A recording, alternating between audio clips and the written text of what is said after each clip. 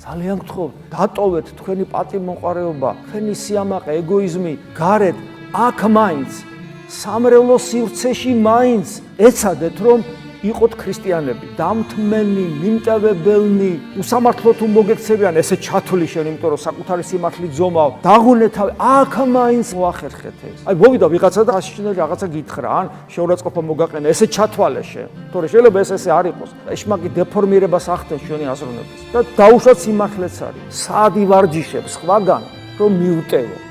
მეორე ლოყა მიუშვირო. ერი გიყვარდეს, მაჭირებლისათვის ილოცო. ამას ქუჩაში, ტრანსპორტში ხო ვერ გააკეთებ, ოჯახშიც კი ვერ გააკეთებ. ამას მხოლოდ აქ გააკეთებ, იმიტომ რომ აქ თუ უკიდურესად დაიმდაბლებ თავს და თავში რო ჩაგარტყან, მართლა მეორე ლოყას მიუშვე. პირიქით, მხოლოდ ამაღლდები. მხოლოდ განცვიფხდებიან შენს გამო. მიუხედავად იმისა, რომ ჩვენ ასე ვერ ვცხოვრობ, ხო ვიცით რა არის სწორი.